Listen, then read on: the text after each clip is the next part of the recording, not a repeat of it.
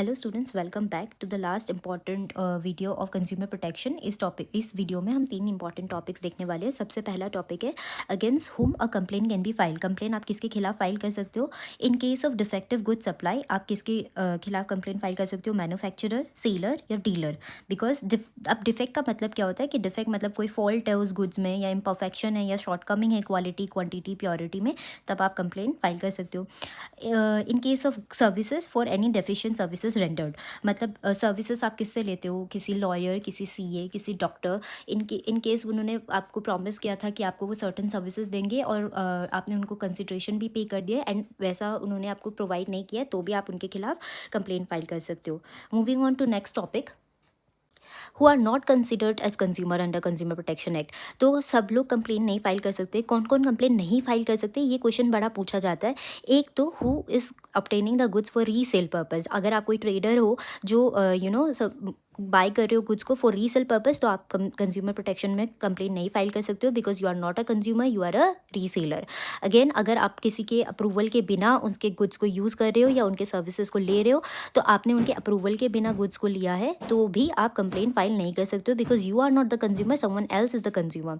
Again, last fourth point है, अगर आप किसी से फ्री में गुड्स ले लिया या फ्री में सर्विसेज ले लिए और उनको आपने पे नहीं किया है, तो you are not a consumer, तो आप कंप्लेन भी नहीं फाइल कर सकते हो।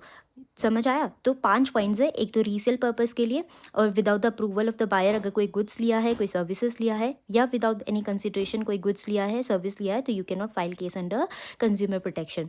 Lastly, what are the reliefs and remedies available to consumer on complain file by them. क्या क्या रिलीव्स अवेलेबल है कंज्यूमर के पास?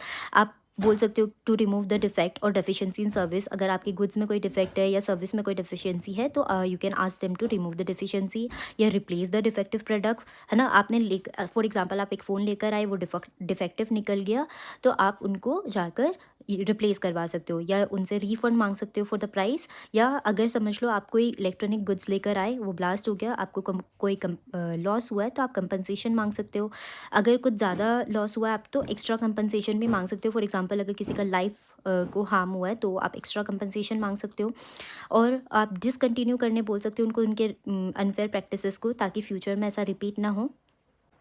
Payment of adequate cost to grieved party, अगर कोई भी जिस पार्टी को लॉस हुआ है उनको एडिक्वेट कॉस्ट के साथ पेमेंट किया जाए। District commission, state commission, national commission can declare any contract null and void. Null and void मतलब ज़ीरो, अगर ये अनफेयर तरीके से कोई कॉन्ट्रैक्ट हुआ गया है। And cease and desist from any issuing misleading advertisement. कोई भी एडवर्टीजमेंट जो आपको मिसलीड कर रहा है, तो वो आप क्लोज करवा सकते हो। तो ये